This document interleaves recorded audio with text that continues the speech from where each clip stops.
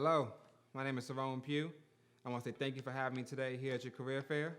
I wish I could be there in person, but clearly due to COVID, we can't do that. So again, so happy I could be here for the virtual career fair. A little bit about myself.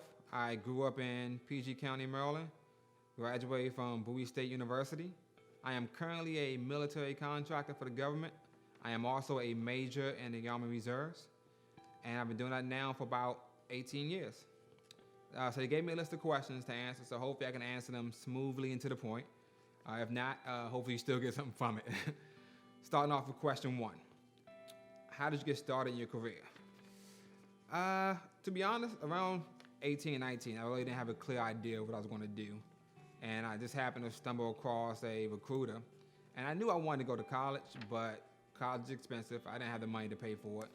And the recruiter told me, hey, if you join the Army Reserves, we will pay for your college and give you a stipend every month so that way you can eat while you're in college. Sounded great to me. So in 2003, I signed up, went to basic training at AIT for about 6 or 7 months, came back and went to college.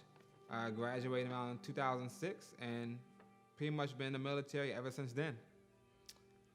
Question number 2, how does your career impact the DMV? The biggest impact my career has had has probably just been the ability to open doors for others, kind of how doors are open for me. Networking in DMV has been phenomenal. For instance, when I got the opportunity to do this virtual career fair, I reached out to someone I had met in the DMV and said, hey, I'm doing a video, would you mind helping? He was like, of course, yeah, great. And he put all this together. Everything you see here is of his ideas, his creativity. This is what he does for his passion, and it worked out. So we're able to give you guys a great video. And it's a direct representation of my biggest impact to the DMV. What education, if any, did you need to obtain your position? So as a military contractor, I really don't need education for this job. All you simply need is military background, pretty much intelligence background as an analyst. And most people who join the Army as an analyst get that kind of background for it. But on the military side, as a major, I did have to go to college. I had to graduate from college and get a degree in order to be an officer in the Army. But again, there are 2 other sides to the military. You have your enlisted and your chief warrant officer side. So those don't require degrees. You can still join the military and not do what I'm doing, follow the degree, but to get where I got to, you have to get a degree. Question number 4, what is your salary range? It varies. In a year, it can be from 110 to 150K. It just depends on where I'm going, where I'm traveling to, or just how many hours I'm working on different projects. But normally between 110 to 150. Question number 5, what type of schedule do you have? So right now I maintain a schedule. I get to work like around 10:30, 11 o'clock, and I leave around 7 p.m. That's my choice. You can get to work as early as 4 a.m. and leave at noon, 6, leave at 2. You really have full flexibility of your schedule as long as you're doing your job. Now, if you start slipping up, they may give you some hours you have to be there. But as long as you're doing your job and you're meeting your requirements, they don't really care what hours you work as long as you work at 8 hours a day, 40 hours a week.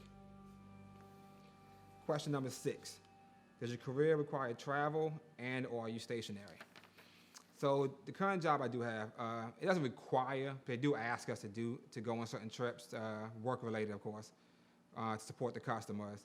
I've traveled, with this job I've traveled to Iraq, Afghanistan. I was in Germany last year. I'm going back to Germany again this year. I've been all over the US, like, Florida, Cali, Texas, Hawaii. So it does require me to travel sometimes for a week or 2. And by other times, I can go for 3 months. Like I was 3 months in Germany last year, like I said. So it's really up to you. You don't have to go. They do ask you to do once in a while, travel for them. Question number 7. Do you have any influences to choose your career? I wouldn't say any really clear influences. At the time, I didn't really know of anyone who was doing the military. So like I said, I just happened to stumble across a gentleman who actually had a great sales pitch. And he actually put everything he said down in writing too, so it worked out for me. I was just fortunate to give the military opportunity, and it's done well for me. Like I said, I've been in now for 18 years. I only had to do 6, but I stayed an extra 12 because I'm still enjoying it. Question number 8, has your job allowed you to meet any famous or influential people? I actually have. So being in the Army and doing my job, I occasionally they have these veteran events where you get invited to different locations. So for me, a couple years ago, I got invited to the White House, Barack Obama's last term. As you can see here, I got to hang out with Michelle Obama, Kyrie Irving with the championship trophy, and of course, probably your favorite, got to meet LeBron James. So that's just the perk of just being in the military, just doing my job, nothing special. I didn't win any award. I just continued to work hard and got to have one of these, got to go to one of these events. So it worked out.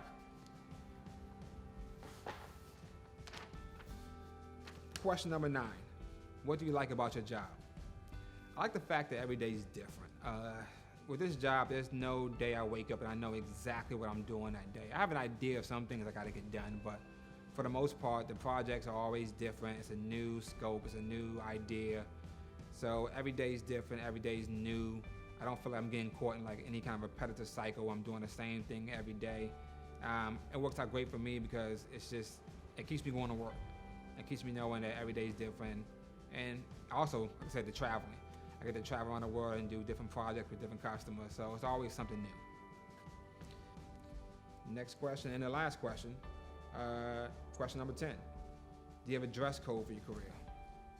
I wouldn't call it really a dress code. They have a dressing minimum where you have to wear at least khakis and a polo. I choose to dress like this a lot, just largely due to the fact that I'm always going to meetings, or I may have to travel around the DMV to meet other people. So it's better to be dressed like this. It just depends on what I'm working on. If I'm doing my full-time military work, then clearly I'm in uniform, my face is shaven. It's just a matter of what I'm doing. But on days like now when I'm going in, I'm the only one in the building, I'm pretty much in khakis and a polo every day. It just depends on the atmosphere and where I'm at. But so those are all the questions. I know normally this would be a great time to do Q&A. I wish I could be there to do it, but hopefully if you have any questions, you can reach out to the people there and they can get them over to me. But again, I just want to say thank you for having me here today, and I hope you enjoy the rest of the career fair. Thank you.